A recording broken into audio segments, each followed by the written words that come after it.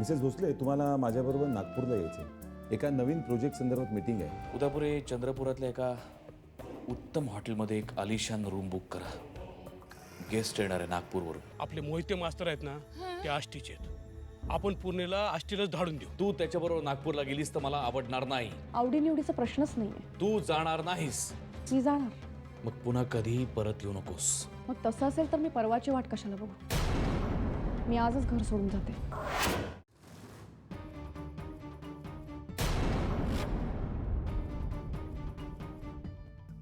हे काय चाललंय तुझं? घर सोडून जाते. तुझं डोकं ठिकाणावर आहे का? ठेव ती बाईक बाजूला. तुम्हीच म्हणालात ना घर सोडून जा, म्हणून जाते. हे बघ, माझ्या बोलण्याचा अर्थ तो नव्हता असं. म्हणजे जर नागपूरला मीटिंगला जाणार असशील तर घर सोडून जा या वाक्याचा अर्थ दुसरा काय होऊ शकतो? मी ते रागाच्या भरात बोललो होतो. बोललात ना, मग झालं तर. असं प्लीज प्लीज मला समजून घे प्लीज. मला हे सगळं आवडत नाहीये असं. प्लीज. का का का करतेस तू असं? का असं बघतेस? का छळतेस तू मला?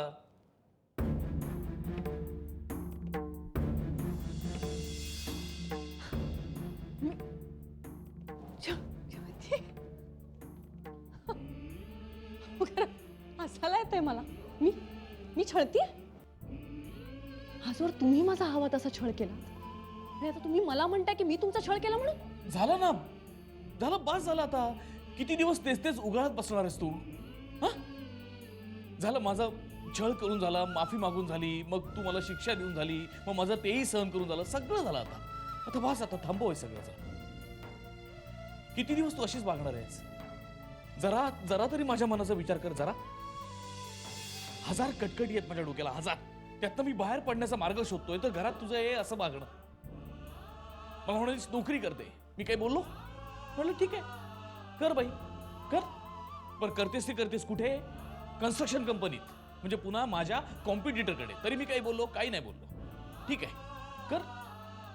पण आता तू एका परपुरुषाबरोबर दिवसभर बाहेर फिरायला जाशील तर मी कसं सहन करू? नाही, मीच काय, जगातला कुठलाही नवरा हे बायकोचं असं वागणं सहन करणार नाही. का सहन होत नाही? कारण माझं प्रेम आहे तुझ्यावर, माझा हक्क आहे तुझ्यावर. आणि जेव्हा कोणी त्या प्रेमाला, त्या हक्काला कोणी चॅलेंज करतं ना, तेव्हा रक्त सळसळतं माझं. डोक्यामध्ये 100 विचार यायला लागतात एकाच वेळेला.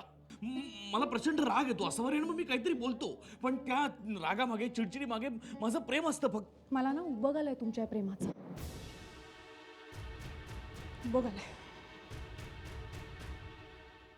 तुम्हाला चिडचिड केल्याशिवाय, रागावल्याशिवाय प्रेम व्यक्तच करता येत नाही का?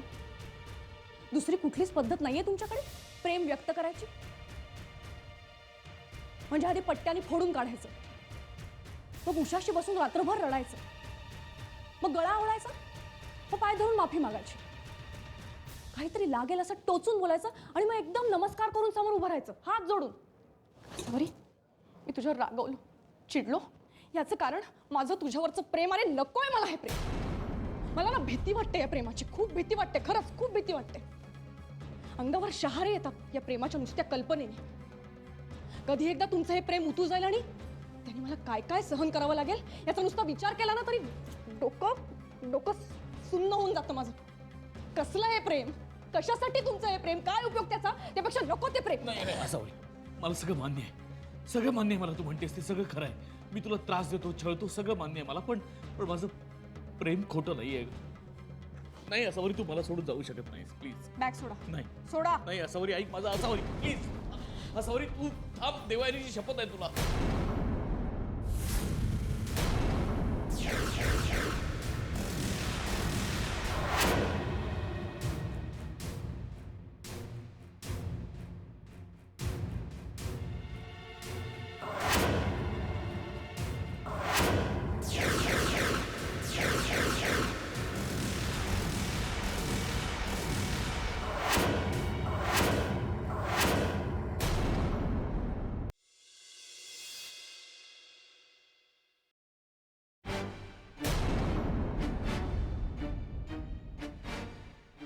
काय काम? काय नाही. मग रस्ता का अडवलाय? रस्ता मी नाही, तुम्ही अडवलात. रुळावरून रेल्वे गाडी जाते तसा माझा संसार सुरळीत चालला होता. तर तुम्ही मध्ये आडवे आलात आणि पार संसाराची माती झाली माझ्या बायकोच्या डोक्यात नाही नाही ते भरवलं आणि म्हणून ती मला सोडून निघून गेली. आणि वकील साहेब, रेल्वेच्या समोर आडवा जो माणूस येतो ना, त्याच्या चिंदाड्या होतात चिंदाड्या. आपलं बी तसंच आहे. आपल्यामध्ये आडवा आलेल्या माणसाला आपण जिथं नाही सोडत. समजलं? काय आहे बबनराव, रस्त्यावरची भटकी कुत्री फक्त भुंकतात, ती चावू शकत नाहीत. आणि भुंकणाऱ्या कुत्र्यांना मी घाबरत नाही. वकील साहेब, तुम्ही अजून नीट ओळखलं नाही मला.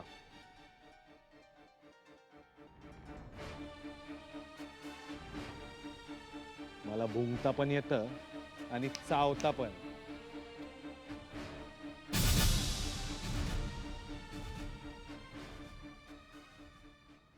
हे बघा तुला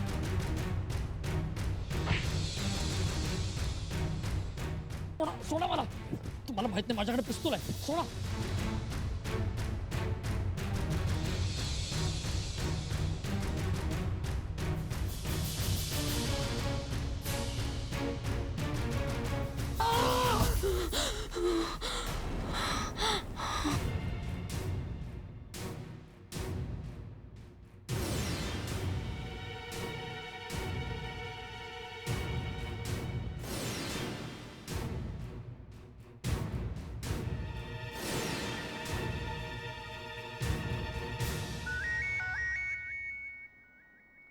हा बोल ग. हो, कुठे आहात तुम्ही? अगं पोचतो, 5 मिनिटात घरी पोचतो. अहो किती रात्र झालीये, एवढा वेळ कुठे आहात? अगं असं काय करतेस? तुला सांगितलं होतं ना उशीर होणार आहे म्हणून. हो पण एवढा उशीर? मला केवढं टेन्शन आलंय माहितीये का? नको नको ते विचार येत आहेत मनात. तुम्हाला माहितीये ना तो श्रद्धाचा नवरा कसा आहे ते. तू घाबरू नकोस, मला काही होणार नाही. हो पण तू हे बघ, तो माझ्या समोर आला ना तरी सुद्धा मला काही करू शकणार नाही. का? कारण माझ्याकडे पिस्तूल आहे. घरातून बाहेर पडतानाच मुद्दाम जवळ ठेवलं होतं. म्हणूनच तू काळजी करू नकोस, मला तो काहीही करू शकणार नाही, कळलं?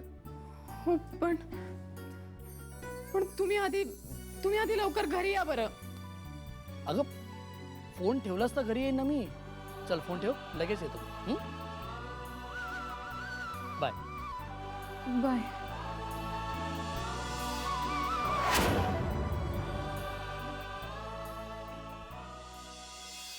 मास्तर बोला तुमच्याकडे थोडं काम होतं. बोला माधवराव, निसंकोचपणे बोला. होय, माझी एक मावस बहीण आहे. तिला नोकरीच्या निमित्तानं 2 दिवस आष्टीला जायचं. बर, आता त्या आष्टीला माझ्या ओळखीचं कोणी नाही. तुम्ही आष्टीचे आहे, तेव्हा म्हणलं तुम्हाला विचारून कुठंतरी तिची व्यवस्था होती का बघा. कुठेतरी कशाला? माझं स्वतःचं घर आहे आष्टीला. तिला 4 दिवस सहज राहता येईल तिथे. हा, थोडीशी गैरसोय होईल कारण आता सध्या कोणी राहत नाहीये तिथे. सोन्याहून पिवळं झालं बघायचं मास्तर. होय, तुमच्या घरी तिला राहायचं म्हणल्यावर माझी काळजीच मिटली. मी जाणार आहे तिला सोडायला, नंतर मग 2 दिवसांनी जाऊन घेऊन येईल. ठीक आहे, तुम्ही थोड्या वेळाने या, मी तुम्हाला किल्ल्या देतो. होय, मी येतो घरी थोड्या वेळाने. बर, येतो मास्तर.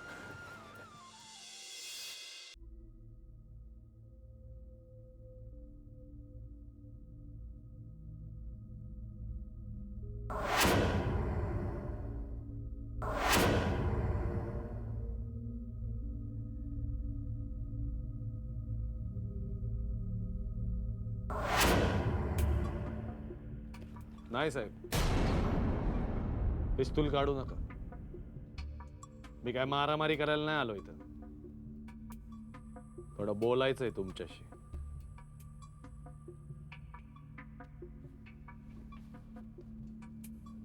बोल.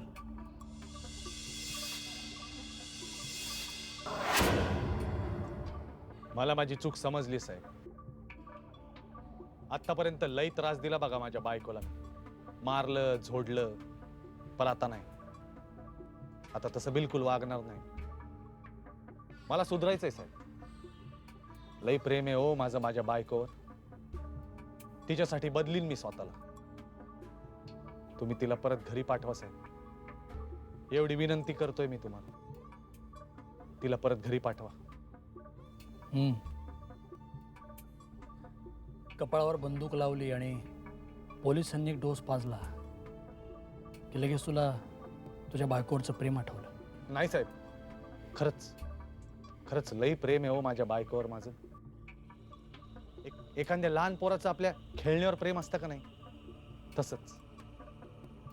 त्याला सारखं वाटत असतं दुसरे कोणी हे खेळणं घेऊ नये, आणि दुसरे कोणी जर घेतलं तर मग त्याची चिडचिड होती, रागवतो. माझं बी तसंच आहे साहेब. मला पण सारखी भीती वाटत असते माझी बायको दुसऱ्या कोणाच्या तरी बोलण्यात येऊन मला सोडून निघून जाईल. मग माझी पण चिडचिड होती, राग येतो मला. आणि मग तो राग तू तिच्यावर काढतो, तिला मारतो, झोडतो. हां, काय करणार साहेब? हा, तुम्हीच सांगा काय करणार? हो, अडाणी माणूस आहे मी. लहानपणापासून माझ्या बापाला माझ्या आईला झोडपतानाच बघितलं. आपल्याला दुसरं काय बी कळतच नाही. बायकोवर प्रेम कसं करावं हे पण कळत नाही आपल्याला. आता 2 दिवस तिच्या शिवाय राहिलो ना साहेब, डोकं ठिकाणावर आलं. तिची किंमत समजली मला. आता समजलं मला साहेब, तिच्यापेक्षा जास्त मलाच तिची गरज आहे. म्हणूनच सांगतो साहेब, तिला परत घरी पाठवा. हात जोडून विनंती करतो तुम्हाला, घरी पाठवा तिला. ठीक आहे, बघू. उद्या संध्याकाळी माझ्या घरी आहे, मग बोलू आपण. ठीक आहे साहेब.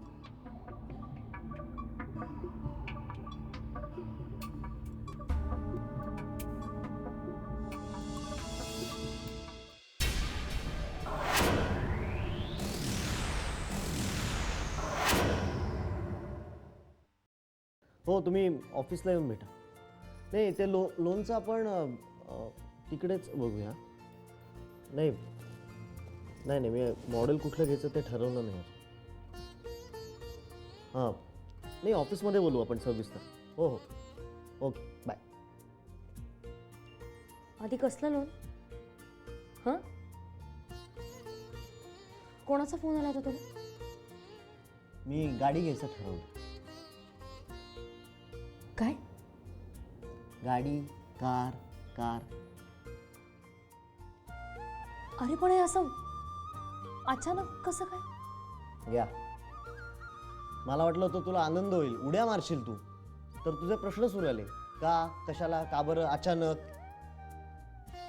हर्षदा, तुझ्या डोक्यात प्रश्नांची फॅक्टरी आहे का ग?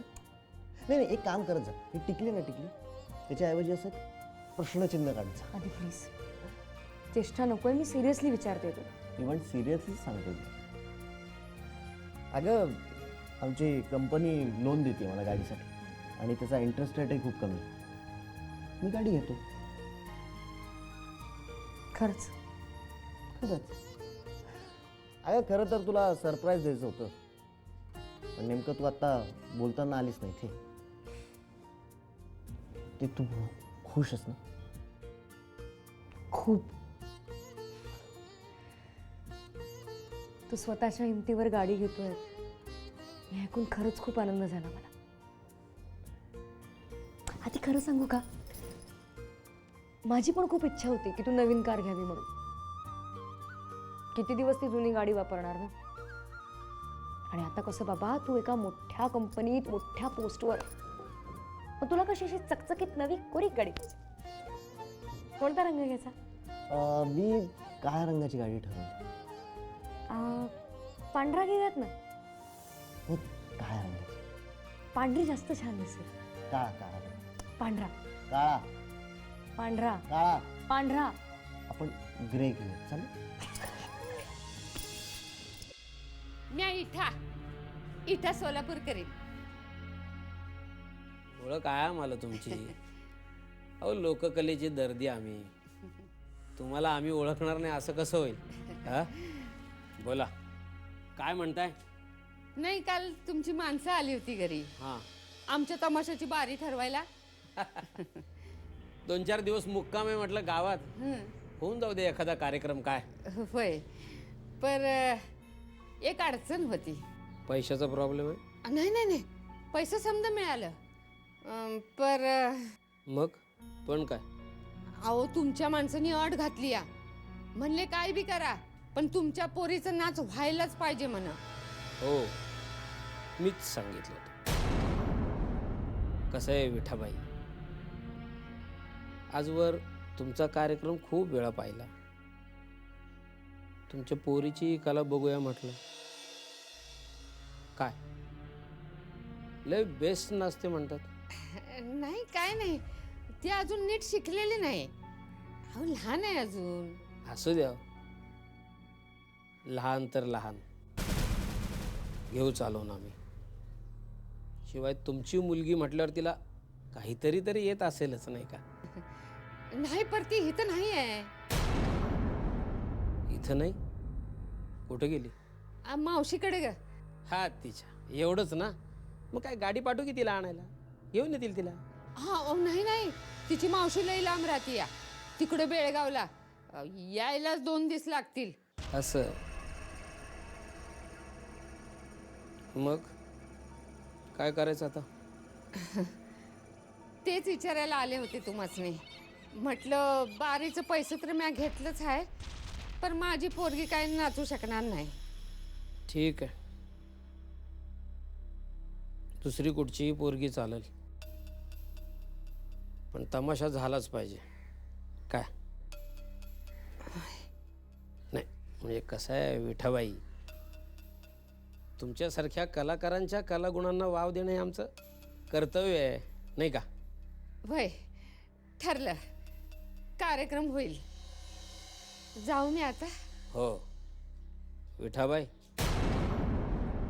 या वेळेला चालेल, पण पुढच्या वेळेला तुमच्या पोरीचा नाच बघितल्याशिवाय जाणार नाही येत ना. काय अं? या.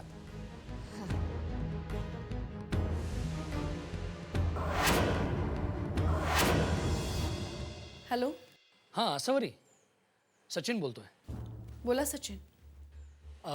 असावरी तुझ्याशी थोडंसं बोलायचं होतं मला. बोला ना. त्या श्रद्धाच्या नवऱ्याने पुन्हा मारहाण केली तिला.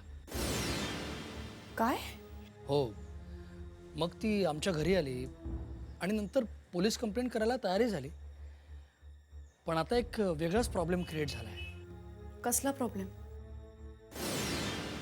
अगं तिचा नवरा मला भेटला, म्हणाला की आता मी सुधारलो आहे, माझी चूक मला कळली आहे, माझ्या बायकोला परत घरी पाठवा.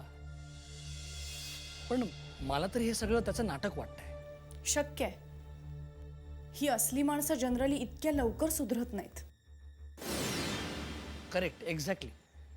आणि हेच तू तिला समजवावंस असं मला वाटतं. नाहीतर त्याच्या नाटकाला बळी पडून ती तिचा निर्णय बदलू शकते. तू जर तिला समजवलंस तर कदाचित ती तिच्या निर्णयावर ठाम राहील. ठीक आहे, मी बोलते. बरं, मग कधी भेटूया? आज संध्याकाळी. बरं, मी तुमच्या घरीच येते.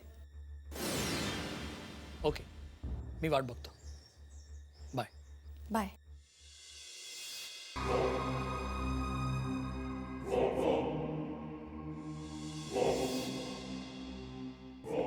कोणाचा होता फोन? सचिनरावांचा.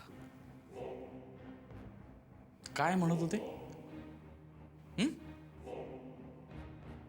चहाला बोललोय का संध्याकाळी आज? गुड. नाही जा तुझा, मी काही अडवत नाही आहे तुला. अडवण्याचं काय कारण नाही का? आपले नातेवाईक आहेत ते, म्हणजे मेवणेच नाही का माझे. जा जा.